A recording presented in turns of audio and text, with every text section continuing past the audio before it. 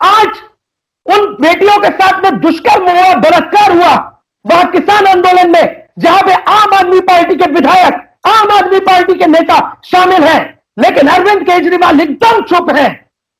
अरे ये क्या साबित करना चाहते हैं? मैं तो आज से नहीं, मैं तो बहुत पहले से बोल रहा हूं कि ये आम आदमी पार्टी नहीं है, ये आम आदमी पार्टी है। ये अरविंद केजरीवाल नहीं है, ये केजरुद्दीन है। आज इतना बड़ा दुष्कर्म हो गया, क्या इसका धर्म सो गया है? मैं पूछना चाहूंगा अरविंद केजरीवाल से, ये जो ढोंग करता है, जो नाटक करता है, इससे पूछना चाहूंगा, अखलाक का मैटर होता है, तुरंत ये भाग के पहुंच जाएंगे और वहां पर रिंकू शर्मा के लिए एक शब्द इसके मुंह से नहीं निकलेगा। कितना बड़ा ढोंगी इंसान है ये। वहां बंगाल में इतनी हिंसा हो गई, कितने हिंदू भाई बहनों को मारा गया, मौत के घाट उतारा गया, बलात्कार हुए, घर जलाए गए, एक शब्द नहीं बोला।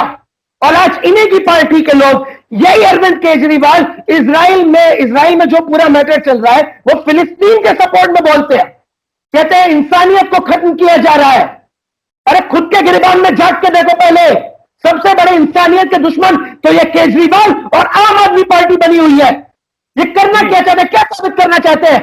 तुम्हारे नेता लोग इतना दुष्कर्म कर रहे हैं, इतना गलत कार्य कर रहे हैं, और तुम ही उनके खिलाफ एक शब्द नहीं बोल रहे हो। ये तो पब्लिक को खुद समझना चाहिए कि यहां पे एक्सपोज कौन हो रहा है, यहां पे असली चेहरा किसका सामने आ रहा है। लेकिन ये आम आदमी पार्टी ने एकदम सिरे से नकार दिया है। इन लोगों का सीधा सीधा मानना है, और ये तो उल्टे उल्टे आरोप लगाते हैं, ये डॉक्टरों पे आरोप लगाते हैं कि आप बीजेपी के साथ मिले हुए हो। अरे मैं इनसे पूछना चाहता हूं कि एक डॉक्टर बीजेपी के साथ मिलकर क्या कर लेगा? ये सीआरपीएफ आर्मी पे आरोप लगाते हैं, आप बीजेपी के साथ मिले हुए हो। अरे मैं इनसे सवाल पूछता हूं, मैं आम आदमी पार्टी से सवाल पूछता हूं, ये सब कह के तुम क्या साबित करना चाहते हो? आज डॉक्टरों की जितनी, ये लोग जो डॉक्टरों का जितना इस्तेमाल हो रहा है दिल्ली में, अगर आज दिल्ली को जैसे तैसे करके किसी भी तरीके से सुरक्षित किया गया है, तो भगवान का दूसरा नाम डॉक्टरों का कहा जा रहा है कि ये भगवान का दूसरा, एक तरीके से इनको अवतार मानिए। आज जिनकी वजह से हम और आप सुकून की सांसें ले रहे हैं, चैन से जी रहे हैं, ये लोग उनको नजरअंदाज करते हैं। ये लोग एकदम, आप यूं कह सकते हैं, एकदम गिर चुके हैं। अरविंद केजरीवाल जी, आम आदमी पार्टी के जितने भी नेता ये वीडियो देख रहे हैं, एवं जितने भी ये लेफ्ट वाले वामपंथी लोग, जितने भी खुद को बताते हैं कि वी आर सेक्युलर इंडियन, मैं आप लोगों को बताना चाहता हूं कि जब डॉक्टरों की बात आएगी, आप पीछे हट जाओगे, अपनी नाकामी को छुपाते हो ये बोल के कि ये बीजेपी के साथ मिले हुए हैं। आर्मी की बात आएगी, आप पीछे हट जाओगे, पुलिस की बात आएगी, आप पीछे हट जाओगे, और जब लेने की बात आएगी तो सबसे आगे आगे पहुंच जाओगे। जहां पर्सनल मीटिंग हो रही थी, एक तरीके से पूरे संविधान की इसे कहेंगे विडंबना करी गई, पर्सनल मीटिंग को पूरे इंडिया के सामने लाइव चला दिया अरविंद केजरीवाल ने, और नाटक कर रहा है, ढोंग कर रहा है कि सर हमें ये नहीं मिल रहा है, हमें वो नहीं मिल रहा है, हमें मदद की जरूरत है। इससे ज्यादा बहरूपिया, घटिया, दो कौड़ी का घटिया बेकार इंसान मैंने अपने जीवन में नहीं देखा है। और मुझे लगता है कि अगर अरविंद केजरीवाल ऐसे ही दिल्ली पर जमा रहा, तो आने वाले समय में पब्लिक को लेने के देने पड़ जाएंगे, बहुत दिक्कत का सामना करना पड़ जाएगा। दोस्तों, स्वागत है आपका यूथ मीडिया टीवी पर। चर्चा करेंगे आज दिल्ली के हालात पर। जो दिल्ली के मुखिया हैं, जो सबकी तरफ से आदेश दिया गया है कि जो डॉक्टर्स हैं उनको सबसे पहले वैक्सीन लगेगी, पर दिल्ली के मुखिया द्वारा अभी तक जो डॉक्टर्स हैं उनको सेकंड डोज 15% से कहीं कहीं पे 15%, कहीं 20%, बस इतने ही लोगों तक वैक्सीन लग पाई है अभी तक डॉक्टर्स को। इस पर चर्चा करेंगे शिखर शान से, और चर्चा करेंगे जो ऑक्सीजन ऑडिट की बात आते ही जो लोग 900 मैट्रिक टन ऑक्सीजन मांग रहे थे, तुरंत उनको उनकी ऑक्सीजन की खपत घट के 500 मैट्रिक टन हो जाती है। इन सब चीजों पर चर्चा करते हैं और आपको बताते हैं कि शिखर शान क्या सोचते हैं और किस तरीके से देखते हैं इन सब चीजों को। जी, पहला सवाल तो मेरा यही रहेगा आपसे कि जो केंद्र सरकार द्वारा आदेश दिए गए थे कि जो डॉक्टर्स हैं, जो फ्रंट लाइन वर्कर्स हैं, उनको सबसे पहले वैक्सीन लगाई जाएगी, पर अभी तक सिर्फ 15%, कहीं 20%, बस इतने ही लोगों तक वैक्सीन लगाई गई है दिल्ली में। मतलब सेकंड डोज अभी तक इतने ही लोगों तक लग पाई है। इस पर क्या कहना चाहेंगे आप? जी, सबसे पहले तो मैं सभी दोस्तों को जय श्री राम मेरा। और इस पे मैं यही कहना चाहूंगा कि ये जो अरविंद केजरीवाल जी के द्वारा ये सारी हरकतें चल रही हैं, जैसे कि इनकी सभी मुख्यमंत्रियों के साथ में मीटिंग होती है, तो ये उसको एक तरीके से मतलब पूरा डिस्क्लोज कर देते हैं एक तरीके से उसको पूरा लाइव ले लेते हैं और वहां पे ये गिड़गिड़ाते हैं श्री नरेंद्र मोदी जी के सामने कि ऐसा नहीं होना चाहिए सर, ऐसा होना चाहिए, वैसा नहीं होना चाहिए सर, वैसा होना चाहिए। दुनिया भर का ये बवाल ढिंडोरा पीटते हैं, कहते हैं कि हमारे पास ऑक्सीजन की कमी है, हमारे पास वैक्सीन की कमी है। आज पहली चीज मैं ये बताना चाहता हूं कि केंद्र ने कहीं से कहीं तक कोई भी कमी अपनी तरफ से नहीं छोड़ी है। दिल्ली में इन लोगों को वैक्सीन पहुंचाने की बात हो, चाहे ऑक्सीजन की बात हो, चाहे पीपीई किट की बात हो, और चाहे किसी भी राज्य की बात हो। लेकिन अभी फिलहाल बात कर रहे हैं दिल्ली की। तो जैसा कि कोर्ट से ऑर्डर हुआ, कोर्ट से ऑर्डर होने के बाद में इन लोगों ने सीधे सीधे अपना अपना बयान दे दिया कि हमें 500 मैट्रिक टन ही ऑक्सीजन जो है उसकी जरूरत है। मैं सवाल पूछना चाहूंगा, आम आदमी पार्टी के जितने भी दिग्गज नेता लोग मेरी इस वीडियो को देख रहे हैं, आपके माध्यम से, यूथ मीडिया टीवी के माध्यम से मैं सवाल पूछना चाहूंगा कि जब आपके नेताओं के यहां, आपके विधायकों के यहां ऑक्सीजन इतनी इतनी मात्रा में मिलते हैं, उनको पुलिस के द्वारा सीज किया जाता है, इतना गैर कानूनी ढंग से आपके नेताओं के यहां, आपके विधायकों के यहां, और एक नहीं, ऐसे कम से कम नहीं तो 10 से ऊपर विधायक हैं जो ये गैर कानूनी काम कर रहे थे, जिनकी पकड़ करी है दिल्ली पुलिस ने। तब आप लोगों का ये सारा ज्ञान उस वक्त कहां चला जाता है?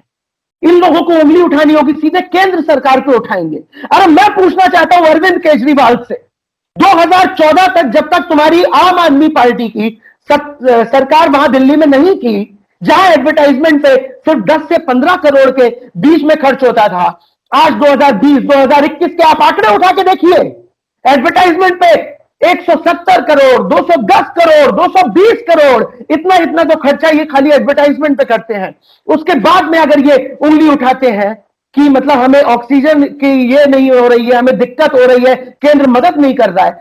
जी जी सर, एक चीज और है कि जो देखा गया कि किसान आंदोलन जो हो रहा था वहां पर एक लड़की का रेप किया गया, जिसमें से कुछ किसान नेता भी शामिल थे और आम आदमी पार्टी के नेता भी शामिल थे, दो, जिसमें एक हिसार कॉन्स्टिट्यूएंसी से थे और एक कहीं और से थे, पर उन दोनों पर कोई कार्रवाई नहीं होती, उस पर कोई चर्चा भी नहीं करी जाती अरविंद केजरीवाल की पार्टी द्वारा या किसी के भी द्वारा, और जो किसान आंदोलन में हुआ उस पर भी किसी ने चर्चा नहीं करी। तो इस पर आप क्या कहना चाहेंगे?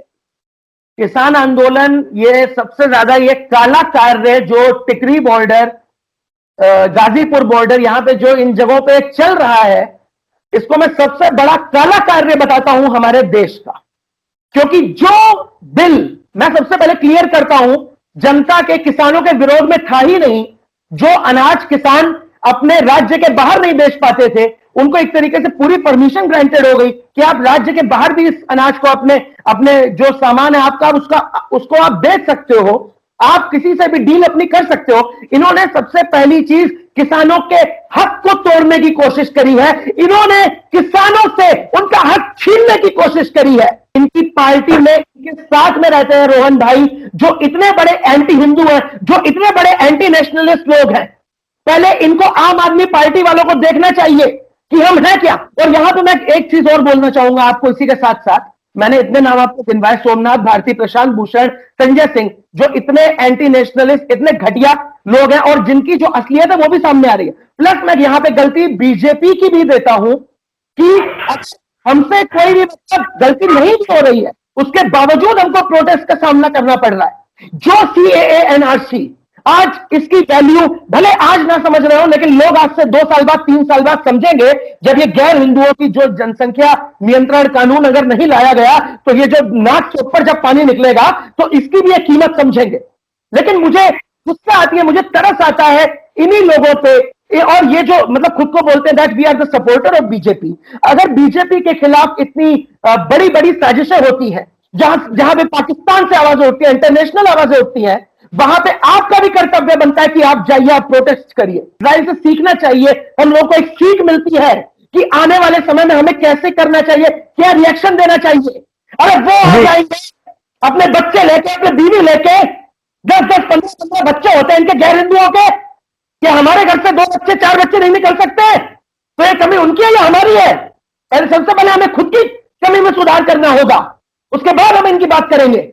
जी जी जी सर, मेरा आखिरी सवाल रहेगा आपसे कि अभी कुछ दिन पहले केजरीवाल जी कहते हैं कि वैक्सीन की कमी, ऑक्सीजन की कमी है। जब ऑडिट की बात आई तो कहने लगे कि वैक्सीन की कमी हो गई है, दिल्ली में वैक्सीन है, और कहते हैं कि हमने वैक्सीन का ऑर्डर किया था 1,25,00,000 के आसपास, पर अभी तक वो नहीं आया है। और जब आरटीआई करा गया तो पता चला कि सिर्फ इन्होंने 5 लाख वैक्सीन का 5.5 लाख वैक्सीन का ऑर्डर किया है। झूठ भी फैला रहे हैं और पहले कुछ बोलते हैं, कभी कुछ बोलते हैं। जी, मैं तो I want to request to the supreme court of India #PMO India, सबसे पहले यह कहना चाहूंगा कि ये जो गद्दारी कर रहे हैं ये अरविंद केजरीवाल जैसे लोग, आप दिल्ली की हालत देख लीजिए, वहां कितने अस्पतालों में लूट मार चल रही है और वो अस्पताल किसके अंडर चलाए जा रहे हैं, उन अस्पतालों को रन कौन कर रहा है, उन अस्पतालों के पीछे हाथ किसका है। सारे नाम आम आदमी पार्टी के लाइन से दिख रहे हैं मुझको। सबसे पहले मैं रिक्वेस्ट करता हूं कि एक जांच कमेटी इनके खिलाफ बैठनी चाहिए। ये लोग जो झूठ तो फैला ही रहे हैं, दूसरी चीज इनका पता भी नहीं है। ये पता लगा, मान लो फॉर एग्जांपल इन्होंने 30 लाख का ऑर्डर बता दिया, वहां करे इन्होंने 2 लाख ऑर्डर भी नहीं, तो इनका आप कुछ नहीं कह सकते हो, क्योंकि जो इंसान अरविंद केजरीवाल जैसा घटिया 2 कौड़ी का इंसान जो पूरी जनता के सामने, पूरे भारत के सामने इतना खुला झूठ बोल सकता है, वो पीठ पीछे कुछ भी कर सकता है। पहली चीज तो मैं ये कहना चाहूंगा। दूसरी चीज, ये कहते हैं कि हमारे पास वेतन देने के लिए पैसे नहीं है, हमारे पास ऑक्सीजन के लिए इतनी मात्रा में रुपए नहीं है, इसलिए हम चाहते हैं कि हमें केंद्र मदद करे। अरे यार, दिल्ली में बिजली जब तुम मुफ्त की कर रहे थे तो क्या मोदी आए थे तुमसे कहने के लिए कि जाओ मुफ्त की करो? तुम वहां पे पानी मुफ्त का कर रहे थे, तुमने पूरे दिल्ली को मुफ्त खोर बना दिया। तुमने ये नहीं सोचा कि आने वाले समय में चलो थोड़ा सस्ता कर देते बिजली को, थोड़ा रोजगार के अपने ऑप्शंस खोलते। अगर वहां पे आज की डेट में इतनी दिक्कत हो रही है दिल्ली में ऑक्सीजन की, अगर 6 साल में 7 साल में इन लोगों ने ऑक्सीजन प्लांट पे काम कर लिया होता तो आज शायद इन्हें सरकार के सामने ऐसे गिड़गिड़ाना ना पड़ता। और मैं जाते जाते बस यही कहना चाहूंगा कि अरविंद केजरीवाल क्या कर रहा है, क्या नहीं कर रहा है, वो दिल्ली की जनता बेहतर समझ रही है और समझ लेगी। और मेरे हिसाब से कि दिल्ली की जनता को मैं इतना ज्यादा समझदार आज भी समझता हूं, तो मैं यही चाहूंगा कि आने वाले जो चुनाव हो उनमें ये दिल्ली की जनता सारी चीजों को समझ के देख के चले।